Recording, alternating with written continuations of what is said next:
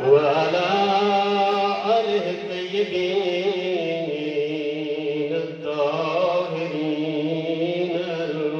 المعصومين، لا سيما على بقية الله العظم روحي وأرواحنا لتراب مقدمه الفداء، ولعنة الله على عدوهم أجمعين من يوم عداوتهم إلى قيام يوم الدين.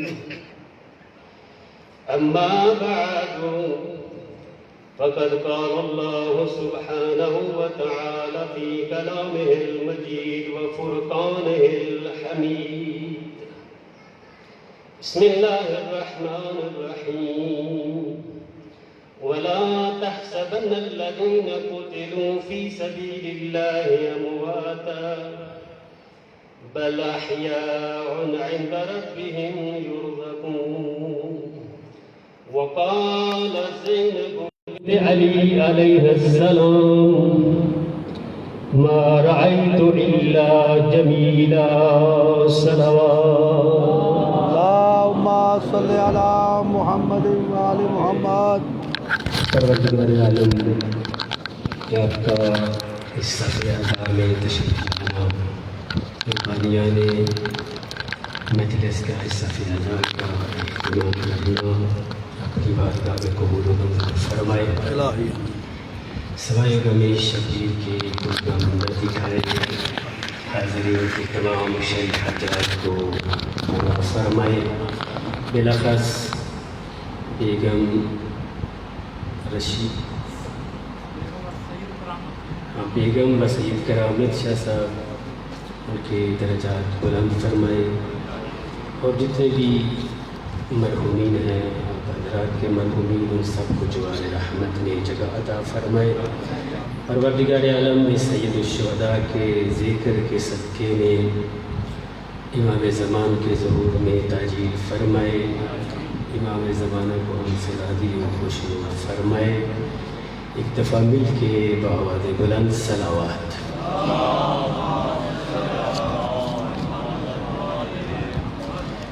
سامعین محترم، عزاداران مظلوم کربلا، محرم الحرام کے عشرے میں یقیناً آپ علماء کرام سے مستفید ہوتے رہے ہیں، فیضیاب ہوتے رہے ہیں. پروردگار عالم آپ کا یہ سارا ذکر جو بھی آپ نے سنا اور جس کو آپ نے سن کر اس پہ عمل کرنے کی کوشش کی، پروردگار عالم اس کو اپنی بارگاہ میں قبول و منظور فرمائے.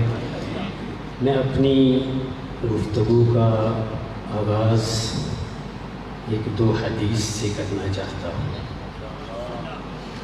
چھٹے امام جعفر صادق علیہ السلام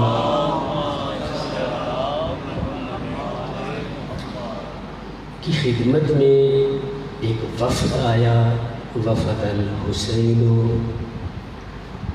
چھٹے امام کی روایت ہے، وہ فرماتے ہیں کہ وفد الحسین بوفد، امام حسین علیہ السلام کی خدمت میں ایک وفد آیا، ایک گروہ آیا، آگے عرض کرنے لگا: مولا، ہم کچھ لوگ تھے، کچھ لوگ ہم میں سے امیر شام کے پاس چلے گئے اور ہم آپ کی خدمت میں حاضر ہوئے.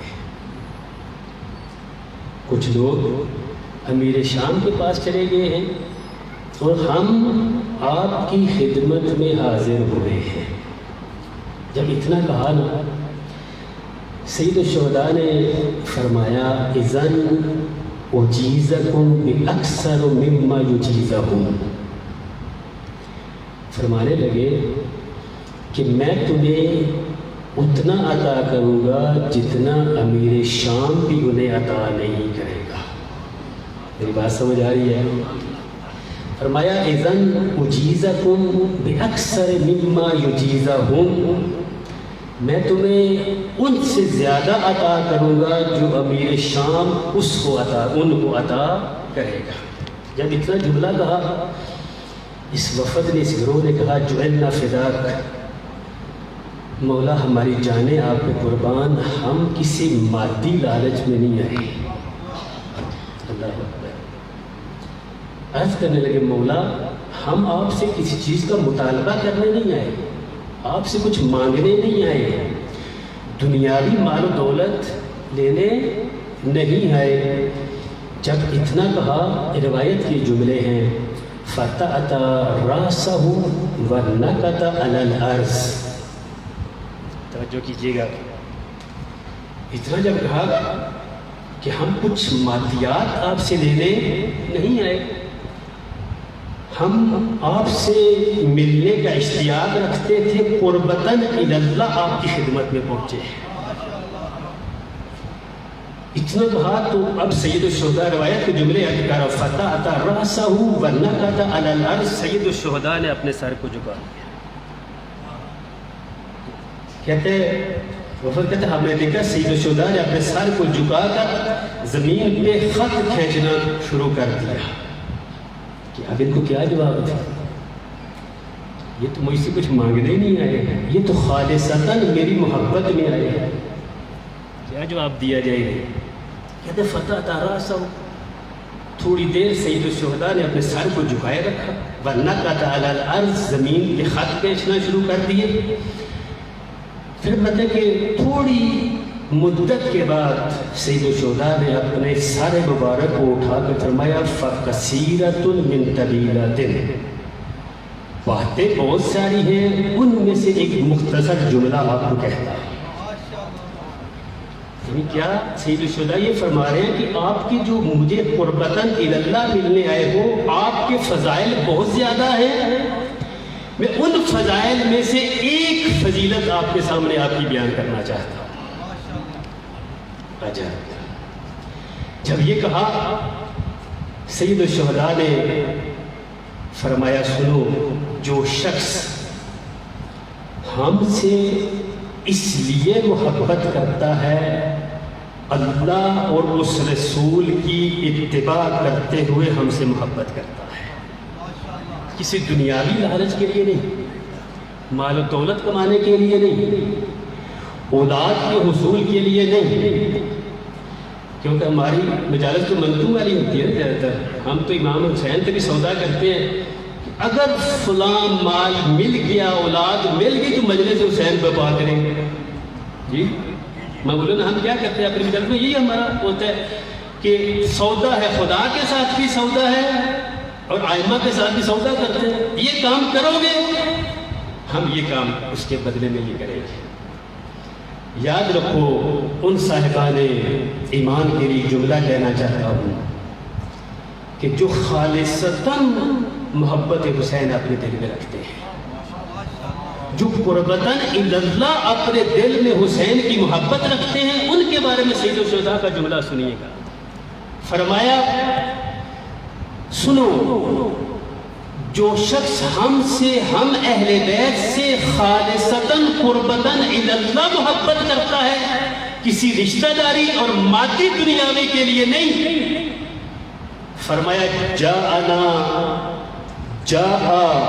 یوم القیامت معنا۔ سید الشہداء نے اشارہ فرمایا اپنی دو انگلیوں کا، فرمایا جو قربتاً الی اللہ خالصتاً ہماری محبت اپنے دل میں رکھتا ہے، جاء یوم القیامت معنا، فرمایا وہ قیامت کے دن ہمارے ساتھ ایسے آئے گا جیسے یہ دو انگلیاں آپس میں ملی ہوئی ہیں، ویسے ہمارے ساتھ ہوگا۔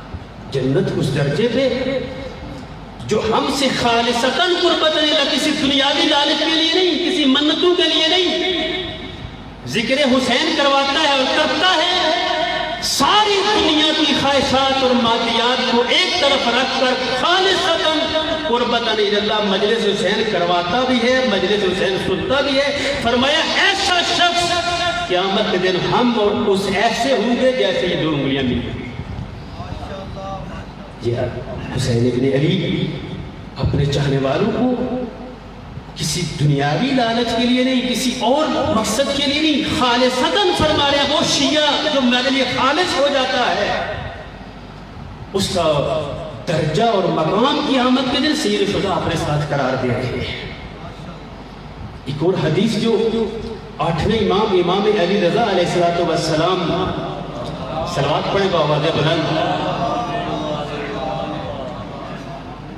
ابن شبیب سے روایت آپ نے سنی ہوگی، آپ نے اپنی اس حدیث میں ایک لمبی چوڑی حدیث ہے، عزاداران مظلوم کربلا کی 5 فضیلتیں بیان کی ہیں۔ جو آپ 10 دن آتے رہے ہیں، عزاداری میں شریک ہوتے رہے ہیں، یا حسین کرتے رہے ہیں، ماتم کرتے رہے ہیں، آنسو بہاتے رہے ہیں سید الشہداء کے غم میں، ایک چھوٹی سی چیز جو آپ نے مجلس امام حسین میں خرچ کی ہے، راہ حسین میں کی ہے، خدا شاہد علماء کا یہ بیان ہے کہ اگر تم نے سید الشہداء کے اس مشن میں اس ذکر کی کہ تسلسل کے لیے، قیام کے لیے ایک ماچس کی تیلی بھی آپ نے خرچ کی ہے، محشر کے دن تمہیں اس کا بھی اجر عطا کیا جائے گا۔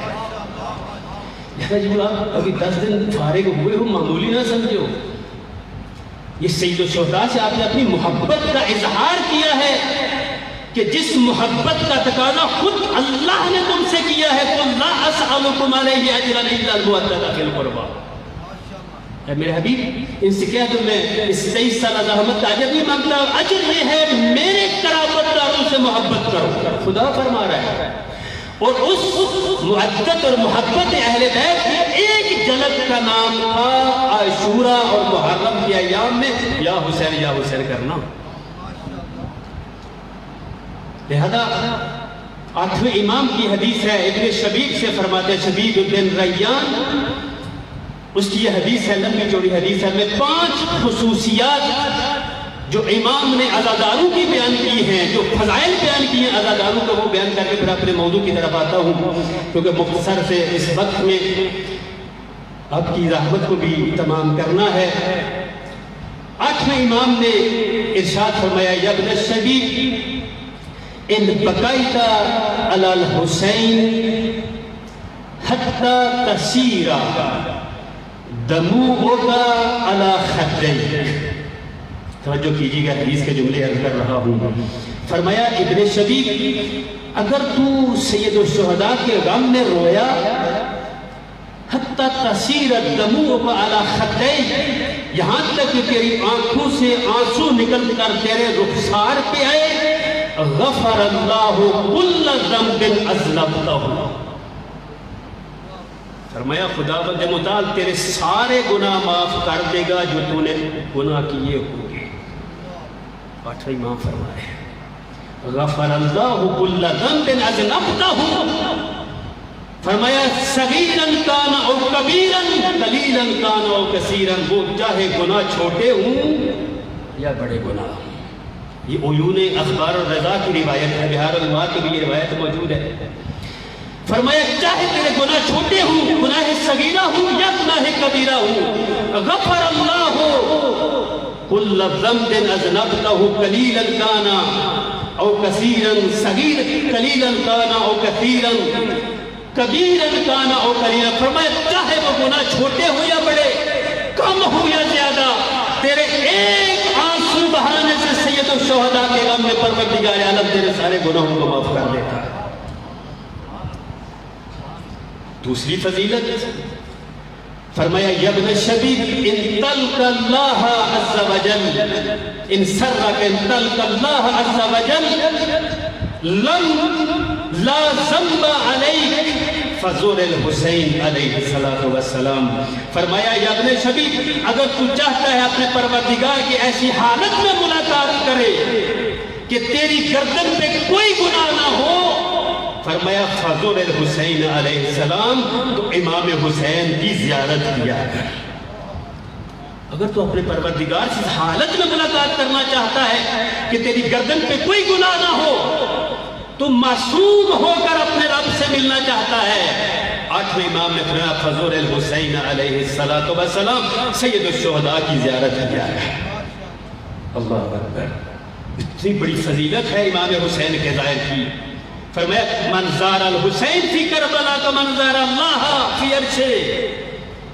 جو شخص کربلا میں امام حسین علیہ السلام کی زیارت کو جاتا ہے، زیارت کرتا ہے، فرمایا وہ ایسے ہی ہے جیسے اس نے عرش الہی پر خدا کی زیارت کی.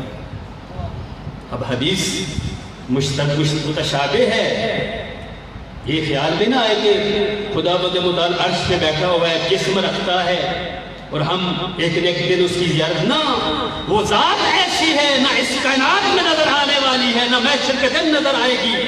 یہ کسی اور کا نظریہ ہو سکتا ہے، ہمارا نظریہ نہیں ہے. وہ ذات جسم و جسمانیات سے منزہ اور مبرہ ذات ہے. اس روایت میں یہ فرمانا چاہتے ہیں وہ ظاہر حسین قرب الہی کی اس منزل پہ فائز ہو جاتا ہے کہ پھر وہ قرب کے اس اعلیٰ ترین درجے پہ فائز ہو جاتا ہے ظاہر حسین. یہ ہے فضیلت. فرمایا اگر تو چاہتے اپنے رب سے حالت میں ملاقات کرے، تیری کرتے کوئی گناہ نہ ہو، فزور الحسین علیہ السلام. یہ دوسری فضیلت. فرمایا تیسری فضیلت یہ ہے، امام فرماتے ہیں یا ابن شبیب، اگر تو چاہتا یہ ہے کہ جنت میں ان کمروں میں رہے پیغمبر گرامی اسلام کے ساتھ، ان کمروں میں رہے جہاں پہ پیغمبر کا مقام ہے، فرمایا فَلْعَنْ قَتَلَةَ الْحُسَيْنِ، حسین کے قاتلوں پر لعنت کیا جائے. فَلْعَنْ قَتَلَةَ الْحُسَيْنِ، پھر لعنت کر قاتلان حسین پر اگر محشر کے دن پیغمبر اور آل پیغمبر کے ساتھ ان کے کمروں میں ایک ساتھ رہنا چاہتا ہے. یہ تیسری فضیلت. پھر فرمایا یا ابن شبیب، اگر تو چاہتا ہے تجھے شہدائے کربلا جتنا ثواب عطا ہو، اللہ اکبر، اگر تو چاہتا ہے تجھے حبیب ابن مظاہر جیسا ثواب عطا ہو، اگر تو چاہتا ہے تجھے مسلم ابن عوفہ والا مقام و منزلت عطا ہو. کوئی قید نہیں گئی اس روایت میں.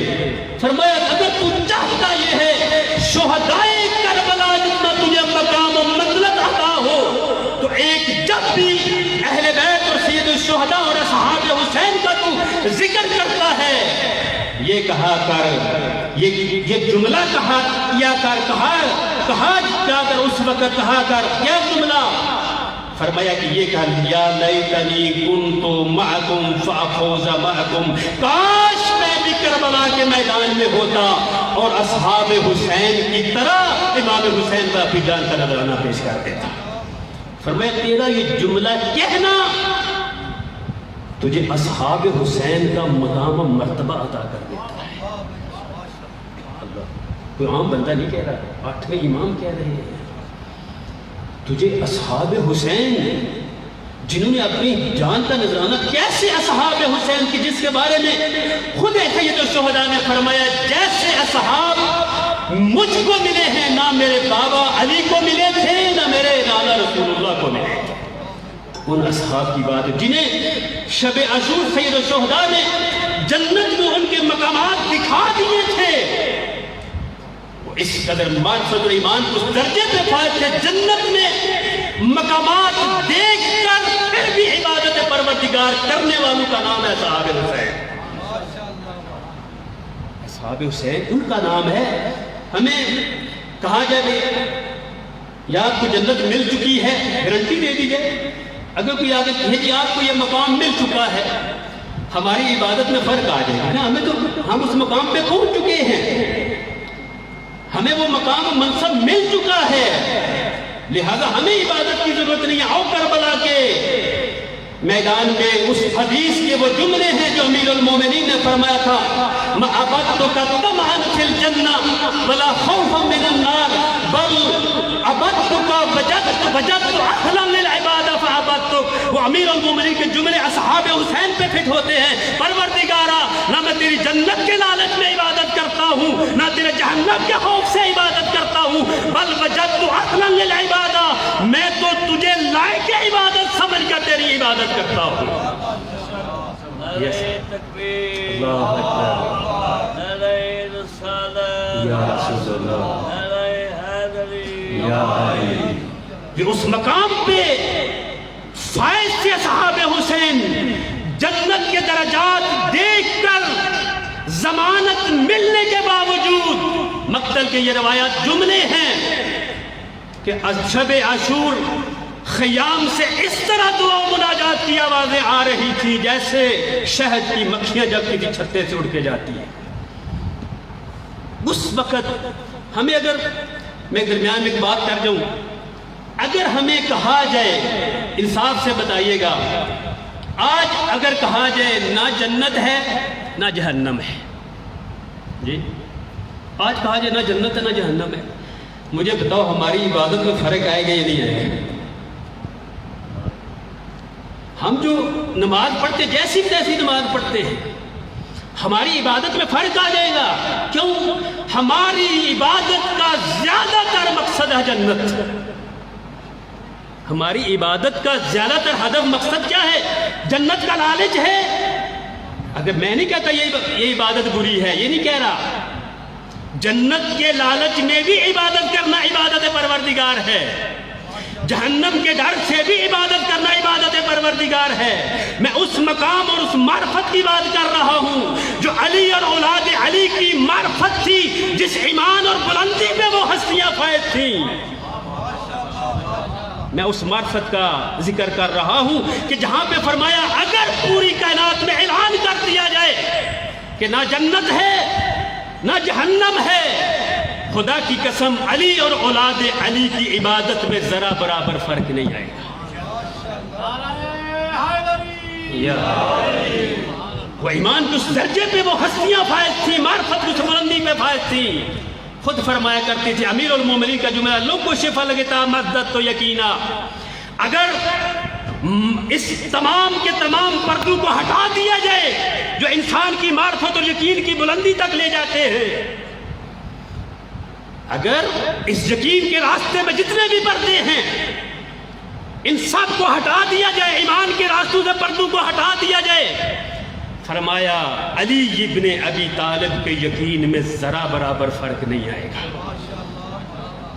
امیر المومنین کو ہم اہل بیت سے جو محبت کرتے ہیں پیغمبر کی رشتہ داری کی وجہ سے نہیں، ہم جو اہل بیت سے محبت کرتے ہیں اور پروردگار عالم جو حکم دیا ہے کسی اور وجہ سے نہیں، ہم اس وجہ سے محبت کرتے ہیں کہ جتنے بھی کمالات ہیں وہ سمٹ کر آل علی اور آل رسول میں جمع ہیں، چاہے ایمان ہو، عبادت ہو، علم ہو، شجاعت ہو، جتنے بھی کمالات ہیں اہل بیت بدرجہ اتم اس پہ فائز ہیں۔ اس لیے ہمیں حکم ہے جہاں جہاں کمال ہو اس کمال کے سامنے جھک جانے کا نام ہے محبت اہل بیت۔ لہذا اس محبت کی وجہ سے اہل بیت کی جو عبادت تھی، جو مقام تھا، اس کی وجہ سے ہم اہل بیت سے محبت کرتے ہیں۔ فرمایا اگر تو چاہتا یہ ہے کہ اصحاب حسین کے ساتھ تو شریک ہو، ان کے ثواب میں شامل ہو جا، فرمایا جملہ کہا کر یا لیتنی کنت معکم ففوز معکم، اے کاش کربلا میں ہم بھی آپ کے ساتھ ہوتے یا سید الشہداء، ہم بھی اس کامیابی اور اس نجات کے آخری مرحلے پر فائز ہوتے۔ پانچویں فضیلت 8ویں امام بیان کرے یا ابن الشبیب، فرمایا اگر تو چاہتا یہ ہے جنت میں ہمارے ساتھ بلند درجوں پر فائز ہو، اللہ اکبر، 8ویں امام فرما رہے ہیں اگر تو چاہتا یہ ہے کہ جنت کے بلند ترین مقامات پر ہمارے ساتھ ہو، فرمایا فحزن لحزننا وفرح لفرحنا، ہمارے غم میں رویا کر، ہماری خوشی میں خوش ہوا کر۔ یا ہمارے غم میں غم منایا کر، ہمارے غم میں خوشی نہ منایا کر۔ تو اگر محب اہل بیت ہے، تیرے دل میں محبت اہل بیت ہے، تو جب اہل بیت پر غم کے ایام آتے ہیں تو خوش نہ ہوا کر، اور جب خوشی کے مقامات آتے ہیں تو بھی خوش ہوا کر۔ فرمایا جب تو یہ کرے گا جنت میں تیرا اور ہمارا درجہ ایک ہوگا، اللہ اکبر۔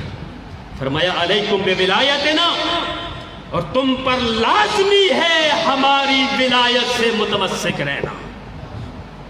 فرمایا کہ کیونکہ اگر معاشر کے دل اگر کوئی انسان کسی پتھر سے بھی محبت کرے گا، فرمایا حشرہ اللہ یوم القیامہ، اس انسان کو اس پتھر کے ساتھ بھی محشور کیا جائے گا جس سے جو محبت کرتا ہے، لہذا اس سے محبت کر جو جنت کے سردار ہے۔ اگر جنت میں جانا چاہتا ہے، اس مقام پہ جانا چاہتا ہے، ان سے محبت کر کے جن کے بارے میں پیغمبر نے فرمایا تھا ان الحسن والحسین سیدہ شباب اہل الجنہ، حسن و حسین ہے جو جنت کے جوانوں کے سردار ہیں۔ ہمارے لیے راستہ واضح ہے، ہمارے لیے راستہ مشخص ہے۔ خدا کی قسم اگر کوئی اس راستے پہ ہوتے ہوئے اہل بیت سے دور ہو، بتاؤ کتنا بدبخت ہوگا۔ اس راستے کا راہی ہے لیکن اہل بیت سے دور ہو، کتنا بڑا بدبخت ہوگا۔ میں نے عرض کیا، جو میں نے جناب زینب کبریٰ سلام اللہ علیہا کا فرمان پڑھا ہے، میں تھوڑا سا اس کے بارے میں گفتگو کر کے آپ کی زحمت کو تمام کرتا ہوں، کیونکہ یہ ایام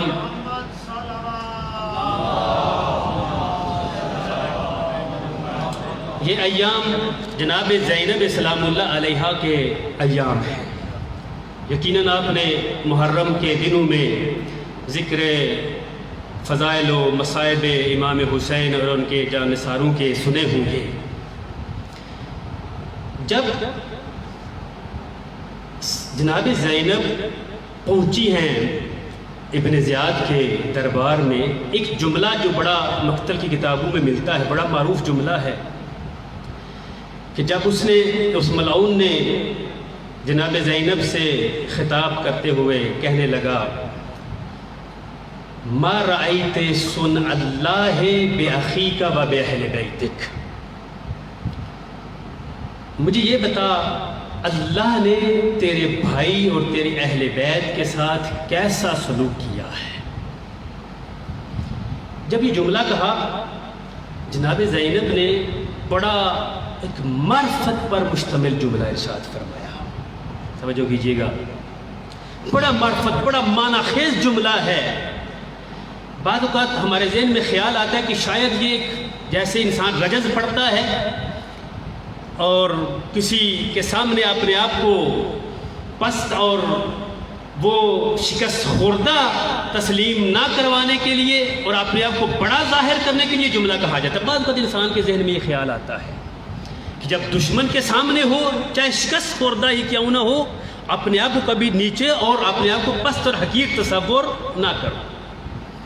جب اس نے یہ جملہ کہا کہ دیکھا خدا نے تمہارے ساتھ، تمہارے بھائی کے ساتھ اور تمہاری اہل بیت کے ساتھ کیا سلوک کیا ہے، جناب زینب سلام اللہ علیہا کا وہ جملہ فرمایا ما رأیت الا جمیلا، میں جو کچھ بھی دیکھ کے آئی ہوں سوائے خوبصورتی کے کچھ نہیں دیکھا ہے۔ تھوڑا سا اس جملے میں غور کرو، کیوں جملہ کہا، کیا وجہ ہے، کیوں کہنا پڑا جناب زینب کو یہ جملہ؟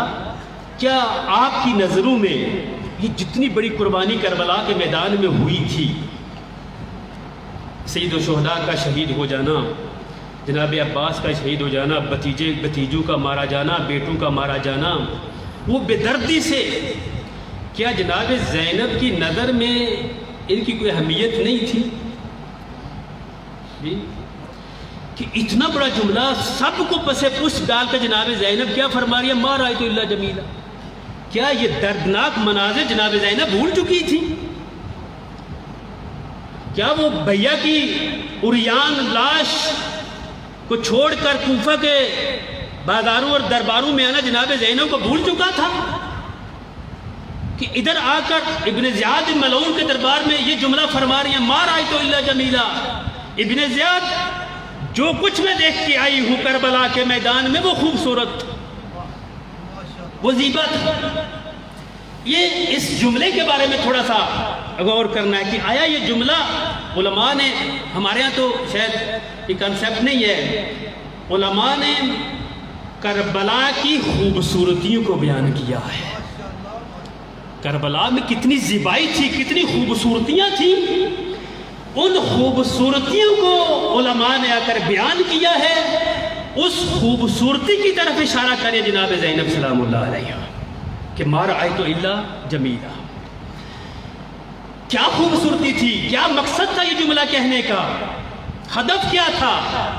کیا فقط رجس خانی تھی، اپنے آپ کو شکست خوردہ تسلیم نہ کرنے کے لیے تھا ابن زیاد ملعون کے دربار میں، یا نہ یہ جملہ حقیقت پہ مشتمل تھا، حقیقت پر مبنی تھا یہ جناب زینب سلام اللہ علیہ کا جملہ؟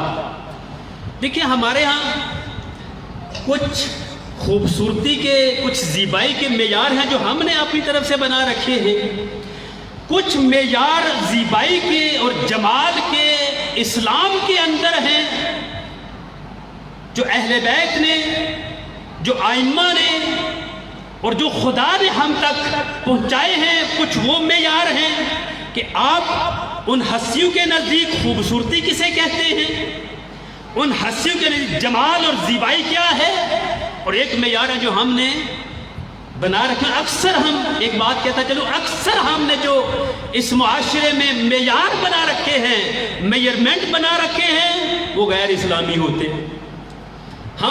ہمارے نزدیک کسی کی خوبصورتی کا معیار، جمال کا معیار یہ ہے کہ قد ماشاءاللہ ٹھیک ہو، نین و نقش ٹھیک ہوں، رنگ فلاں ہو، اس قدر اس طرح کی آنکھیں ہوں فلاں، یہ ہم نے معیار خوبصورتی اور جمال کے اپنے معاشرے کے اندر بنائے رکھے ہیں۔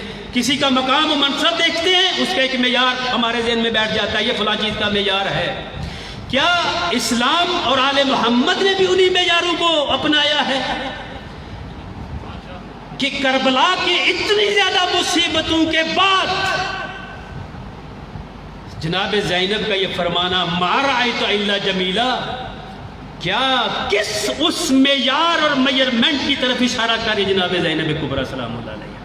وہ کیا خوبصورتی تھی، میں ساری تفصیل میں تو نہیں جا سکتا، ہر خوبصورتی کو بیان کرنا ابھی میرے بس کی بات نہیں ہے، وقت بھی کم ہے۔ میں ایک دو خوبصورتیوں کی طرف اشارہ کرتا ہوں، ذرا توجہ کیجیے گا، وہ کون سی خوبصورتی تھی، وہ کون سی زیبائی تھی کہ جس کی طرف جناب زینب کبریٰ اشارہ فرما رہی ہے؟ میری بات کی سمجھ آ رہی ہے؟ ایک صلوات پڑھے محمد و آل محمد کی ذات پہ۔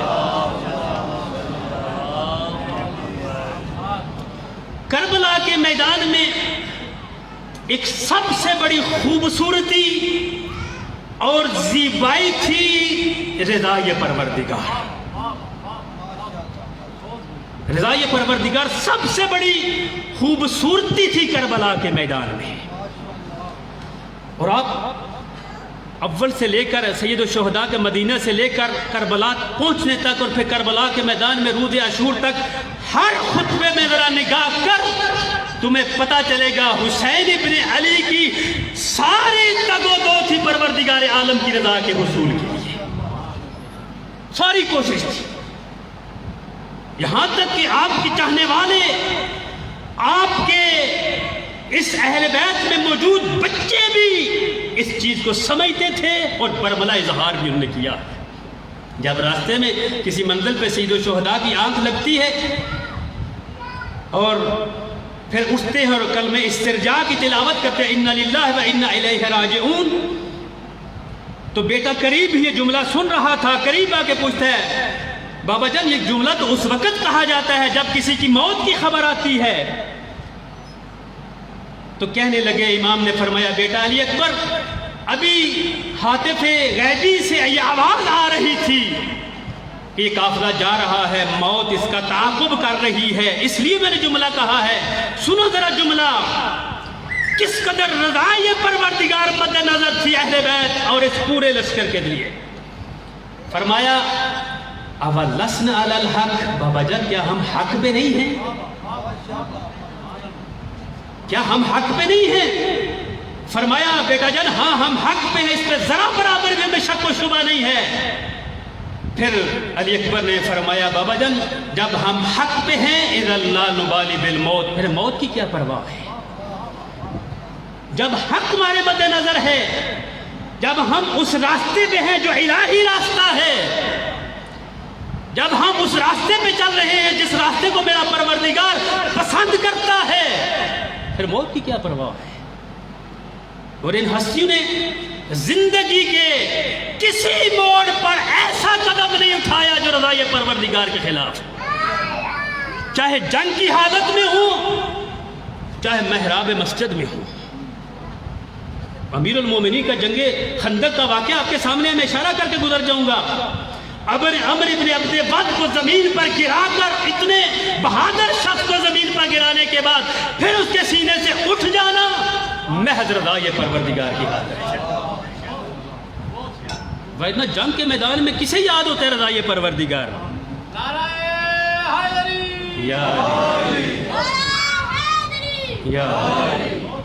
جنگ کے میدان میں بھی اہل بیت نے اللہ کی رضا کو مد نظر رکھا. یہ خوبصورتی ہے, یہ خوبصورتی ہے. کبھی موقع ملا باقی جو خوبصورتیاں ہیں ہر خوبصورتی کے بارے میں گفتگو کریں گے کہ جناب سیدہ کا یہ جملہ فقط نعرہ نہیں تھا, رجز خانی نہیں تھی, حقیقت پہ مبنی تھا.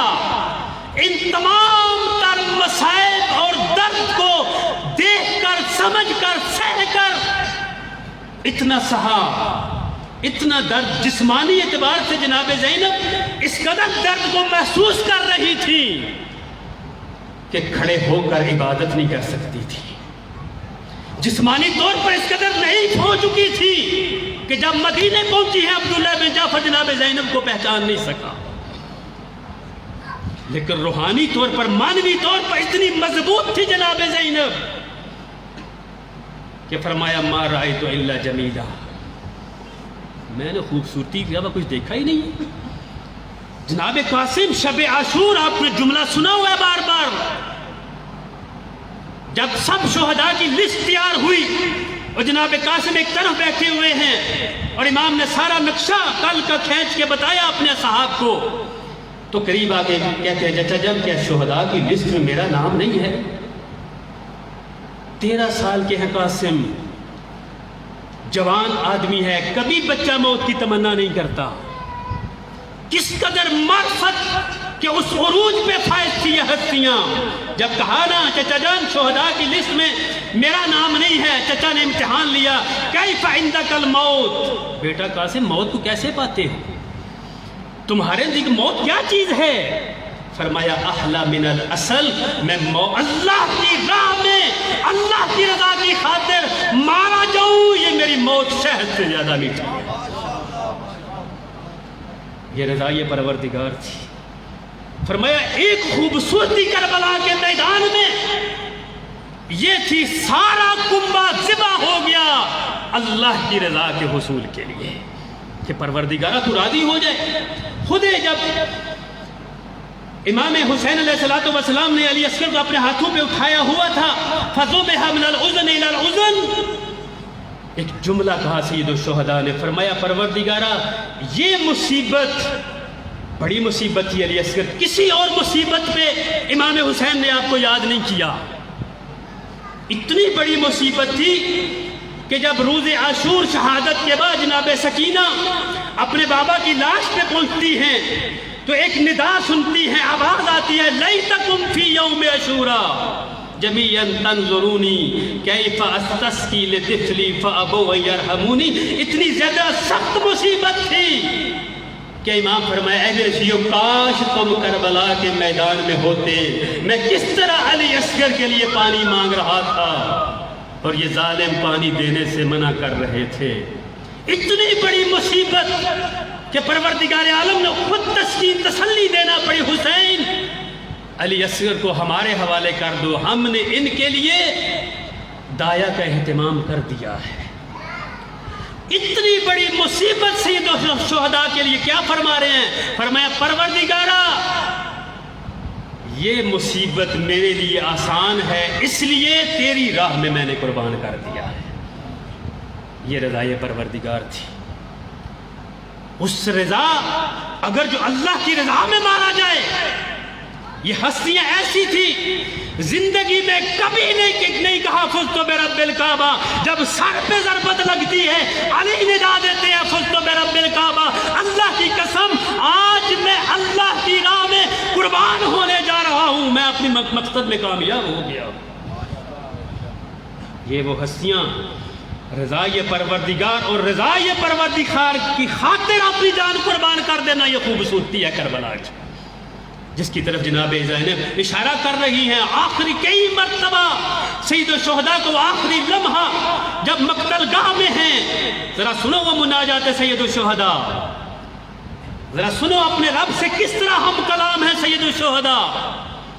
فرما رہے ہیں الہی رضن بقضائک و تسلیما لامرک. یہ جملہ کسی مسجد میں بیٹھ کر، اے سی میں بیٹھ کر، اے سی والے کمرے میں بیٹھ کر، ساری سہولیات کے بعد، ساری نعمتوں کے ہونے کے باوجود، اولاد صحیح و سالم ہے، کاروبار سالم ہے، کوئی دنیا کی پریشانی نہیں ہے. یہ جملہ کہنا آسان ہے، لیکن کربلا کے میدان میں اکبر جیسا بیٹا ذبح کروا کر، عباس کے بازو شہید کروا کر، قاسم مروا کر، حبیب شہید کروا کے پھر مقتل گاہ میں یہ جملہ کہنا، پروردگارا میں تیری رضا پہ راضی ہوں.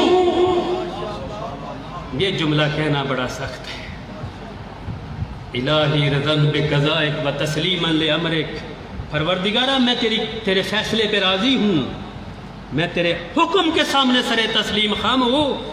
یہ جملہ کہنا بڑا سخت ہے. اس لیے عزیزاً جناب زینب اپنے اس جملے میں ساری کربلا کی خوبصورتیوں کو بیان کر رہی ہے. وفا خوبصورتی ہے، اللہ کی راہ میں پیاس کو برداشت کرنا خوبصورتی ہے، اللہ کی راہ پہ اپنے پردے کو قربان کر دینا خوبصورتی ہے، اللہ کی راہ میں علی اصغر و اکبر جیسے جوانوں کو ذبح کروا دینا یہ خوبصورتی ہے. یہ جناب زینب اپنے اس جملے میں ارشاد فرما رہی ہیں. بس وقت کے دامن میں گنجائش نہیں ہے، چند منٹ ذکر مصیبت جناب زینب کبریٰ. مصیبت یہ تھی کہ یہ قافلہ اس شہر میں پہنچا ہے جہاں پہ کسی دور میں جناب زینب کے بابا کی حکومت ہوا کرتی تھی. اس شہر میں پہنچی جہاں آپ کبھی درس تفسیر دیا کرتی تھی. اس لیے یقیناً جب جناب زینب کوفہ کے باہر پہنچی ہوں گی وہ مناظر بابا علی کی حکومت یاد آئی ہوگی، جب حسن حسین جوان تھے، عباس بھی موجود تھے، اور وہ شاہی و درس تفسیر بی بی کو یاد آیا ہوگا. مقتل کے جملے ہیں کہ عمر بن سعد ملعون 11 محرم کی عصر کو کوفہ کے باہر پہنچا اور لکھا ہے کہ ابن زیاد کی طرف سے یہ حکم ملا کہ آج اس قافلے کو کوفہ سے باہر ٹھہرایا جائے. ابھی کوفہ آمادہ نہیں ہے، کوفہ تیار نہیں ہے، دربار تیار نہیں ہے. مقتل کے جملے ہیں اس رات 40 اونٹوں پر مشتمل یہ قافلہ کوفہ سے باہر ٹھہرا. چند خیمے لگائے گئے. عزادارو یہ سادات کے لیے خیمے نہیں تھے، چند خیمے لگائے گئے جو فوج اشقیاء کے سپاہی کے لیے تھے، جس میں میں اس تصور کر کے آدمی رونگٹے کھڑے ہو جاتے ہیں کہ اہل بیت کے اس اسیروں کے ساتھ بچے بھی ہیں، چھوٹے چھوٹے بچے بھی ہیں. کھلے آسمان تلے اس رات کو رکھا گیا. فوج اشقیاء کے سپاہی انواع و اقسام کے کھانوں میں مصروف ہیں. میں کہتا ہوں کہ ان کھانوں کی جب خوشبو آل رسول کے بچوں کے سونگی ہوگی کیا حالت ہوگی. بہرحال صبح ہوئی 12 محرم کو حکم ملا کہ پورے شہر میں خوشیاں منائی جائیں، شادیانے بجائے جائیں، خوشی کا سما ہے. اور پورے شہر کا جب کنٹرول حاصل کر لیا گیا، اہل بیت کو آنے کی اجازت مل گئی. مسلم جساس ایک معمار ہے، وہ کہتا ہے مجھے ابن زیاد ملعون نے اپنے دارالعمارہ کی مرمت کے لیے مجھے بلا رکھا تھا. کہتے میں مرمت کر رہا تھا، اتنے میں کوفہ کے اطراف میں نے شور و غل کی آوازیں سنی. میں متوجہ ہوا یہ کیسا شور و غل ہے کہ ایک خادم مجھے دربار کا ملا. میں نے اس سے پوچھا. خادم نے کہا جج مسلم جساس یہ ایک باغی مارا گیا ہے, یہ اس کا بچہ ماندہ قافلہ ہے اور جسے آج کوفہ میں لے کے آیا جا رہا ہے. میں مسلم کہتے ہیں میں نے پوچھا خادم اس باغی کا نام کیا ہے؟ وہ کہنے لگا اس کا نام ہے حسین ابن علی جو مارا گیا ہے. عزاداروں یہ سننا تھا. کہتے خادم جب سائڈ پہ ہوا, کنارے پہ ہوا, میں نے اتنا زور سے اپنے منہ پہ تھپڑ مارا اس غم میں کہ مجھے قریب تھا کہ میری آنکھ نگل جائے. کہتے میں دارالعمارہ کا چکر کاٹ کر کناسا کے مقام پہ پہنچا. کیا دیکھا, ایک لٹی ہوئی مستورات کا قافلہ ہے. میرے بے پلانے اونٹوں پہ سوار کچھ مستورات ہیں, ان کے آگے آگے ایک ضعیف ہے جس کی پٹھیوں سے خون بہ رہا ہے, گردن سے بھی خون بہ رہا ہے. دیکھ رہے تھے کوفہ والے دادیانے بچا رہے ہیں, اونچی بنا رہے ہیں. مسلم کہتے میں نے دیکھا وہ قافلہ تھا 40 اونٹوں پہ سوار تھا. امام زین العابدین اونٹوں پہ پلانے اونٹوں پہ سوار تھے, پٹھیوں سے خون جاری ہے, گردن سے خون جاری ہے کہ کوفے والوں عورتیں خبر چھتوں پہ چڑھ کر یہ مناظر دیکھ رہی تھی. کسی نے پوچھا من انتم الانصار, تم کہاں سے قیدی ہو؟ کہاں وہ نحن انصار آل محمد, امان رسول کے قیدی ہے. جب یہ سنا اس نے, وہ کہتے ہیں وہ عورت دوڑ کے گئی جا کے گھر سے, اس نے کچھ چادروں کا اہتمام کیا, لا کر سیدانیوں کو دیا. اللہ تعالیٰ کیا قرض کروں گا میں. جب یہ منظر دیکھا جناب ام کلثوم نے فرمانے لگی اہل کوفہ اب تمہارے مردوں نے ہمارے مردوں کو قتل کر دیا, اب اس پہ گریہ بھی کرتے ہو. یہ مناظر اللہ داروں میں یہ مناظر زیادہ بیان نہیں کر سکتا. یہ کچھ مستوروں نے صدقے کی کھجوریں پھینکنا شروع کی. جناب ام کلثوم فرماتی ہیں الصدقۃ علینا حرام, اہل کوفہ تم نہیں جانتے ہم آل رسول پر صدقہ حرام ہے. اللہ تعالیٰ سنیں گے یہ جملہ. یہ مسلم کہتا میں نے پھر ایک مرتبہ شور و غل کی آواز سنی. کیا دیکھا, کچھ نیزے ہیں, ان نیزوں پہ کچھ سر ہے. میں نے دیکھا سید الشہداء کے سر مبارک کو دیکھا, ہوا سے آپ کی ریش مبارک حرکت کر رہی تھی. جب ان سروں کو ان بیویوں کے کجاووں کے پاس لایا گیا, ایک مرثیہ پڑا جناب زینب نے. سنے گا یہ ذرا جملہ, جناب زینب کا یہ مسیح تھا. خطاب کر کے فرماتی ہے او میرے بھیا, او میرے چاند, او تو کتنا تھوڑے دنوں کا تھا, او تو ابھی کامل ہی ہوا تھا کہ غروب ہو گیا. او میرے بھیا, او میں تیرا یہ منظر دیکھ کے برداشت نہیں کر سکتی.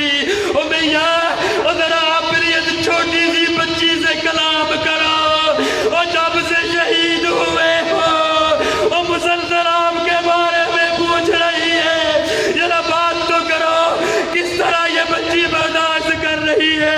جناب ہم سے کلام کیوں نہیں کرتے؟ او بھیا, او کس قدر اس بچی کے لیے یہ سخت منظر ہے. یہ اپنے بابا کو بلاتی ہے, بابا جواب نہیں دیتے. اللہ تعالیٰ رسول یہ قافلہ پہنچا دربار ابن زیاد ملعون میں. ایک عالم ایران کی عالم کے سامنے جب کسی روزہ خان نے یہ جملہ کہا, ابن زیاد ملعون کے دربار میں زینب پھٹے پرانے لباس کے ساتھ پہنچی. کہتے عالم نے کہا روزہ خان رک جا, اس سے بڑھ کر مصائب کیا ہو سکتا ہے. ابن زیاد ملعون کا دربار ہے, ابھی بھی پھٹے پرانے لباس کے ساتھ وہ دربار میں پہنچتی ہے. یہ ملعون کہتے من انتے, تو کون ہے؟ جب پتا چلا وہ جملہ کہا, بی بی نے علی سال خطبہ دیا. اللہ دارو سنو کہ آخری بات اور بات ختم کرنا چاہتا ہوں. زید ابن ارقم کہتا ہے سید الشہداء کے سر کو لایا گیا, ابن زیاد ملعون کے سامنے رکھا گیا. یہ ملعون طرز بھی کرتا ہے, کہتے ہیں حسین اور تو کبھی مسکرایا کرتا تھا اور آج ذرا مسکرانا. زید ابن ارقم کہتا ہے میں نے دیکھا یہ ملعون حسین کے ہونٹوں پہ چھڑی مار رہا ہے, اور میں نے کہا ملعون چھڑی مار رہا ہے، اور میں نے اپنی آنکھوں سے دیکھا ہے، اور رسول اللہ اس مقام پہ بوسے لیا کرتے تھے۔ اجرکم علی اللہ، سوائے غم شبیر کے کوئی غم نہ دیکھو۔ اللہ دارو یہ قافلہ اس طرح یہ پہنچا 13 محرم کو امام سجاد پہنچے کربلا کے میدان میں، شہداء کی لاشوں کو دفنانے کے لیے بس بات ختم، آخری بات اور بات ختم۔ جب پہنچے دیکھا بنی اسد کے لوگ شہداء کی لاشوں کو دفنا رہے ہیں۔ بنی اسد کے لوگوں نے قریب آگے کا مولا ہم سے امام حسین کی لاش کی شناخت نہیں ہوتی، سر موجود نہیں ہے، ہمیں پتہ نہیں چلتا سید الشہداء کون ہے۔ امام فرماتے آؤ میرے ساتھ، آئے اس مقام پر اور جہاں پہ بابا کی لاش ٹکڑے ٹکڑے پڑی تھی۔ اجرکم علی اللہ، اجرکم علی اللہ۔ قریب آگے کہتے ہو بنی اسد کے لوگ، اور میں کہنے لاش حسین نہیں اٹھا سکتا، اور بوریا کا اہتمام کیا گیا، اور لاش کو بوریا میں رکھ کر علی حسین حسین علی ابن حسین اترے قبر میں۔ روایت کے یہ جملے ہیں، کافی دیر امام علی امام زین العابدین قبر میں موجود رہے، تھوڑی دیر بعد باہر نکلے، قبر پہ مٹی ڈال کر ایک جملہ لکھا، ھذا قبر الحسین ابن علی الذی قتلوہ اججالا وعریانا۔ او میرے شیعو، او یاد رکھو یہ حسین ابن علی کی قبر ہے، اور جسے نہر فرات کے کنارے 3 دن کا پیاسا ذبح کیا گیا۔ الا لعنۃ اللہ علی القوم الظالمین وسیعلم الذین ظلموا ینقلبون۔ پروردگارا حق کے سید الشہداء، ہماری اس قلیل سی عبادت کو اپنی بارگاہ میں قبول و منظور فرما، حاضرین کے تمام شرعی حاجات کو پورا فرما۔ میرے اللہ ہمارے اس پرسے کو اپنی بارگاہ میں قبول و منظور فرما۔ میرے اللہ بحق کے سید الشہداء جتنے بھی حاضرین ہیں، مومنین و مومنات ہیں، میرے اللہ ان کی تمام شرعی حاجات کو پورا فرما۔ میرے اللہ ان کے گھروں میں جو پریشانی کو دور فرما۔ جو مومنین و مومنات مریض ہیں انہیں شفا کامل و عاجل عطا فرما۔ جو مومنین و مومنات بے اولاد ہیں، بحق کے جناب ام ربا، پروردگارا ان سب کو اولاد نرینہ اور صالح عطا فرما۔ میرے اللہ بحق کے محمد و آل محمد، جن مومنین کے لیے مجھے دعا کے لیے کہا گیا ہے، بالاخص بیگم مسعود کرامت شاہ صاحب اور دیگر ان سب کو پروردگارہ جو ہے رحمت میں جگہ عطا فرما، اور بانیان مجلس کی تمام شرعی حاجات کو پورا فرما، ان کی سزاداری کو اپنی بارگاہ میں بحسن وجہ قبول و منظور فرما۔ بحق سید الشہداء ان کے گھر میں جو پریشانی جو مشکلات ہیں، میرے اللہ مشکلات کو دور فرما۔ میرے اللہ بحق سید الشہداء امام زمان کے ظہور میں تاجیل فرما، امام زمان خان سے راضی و خوشنود فرما۔ پر محمد و آل محمد صلی اللہ علیہ وسلم۔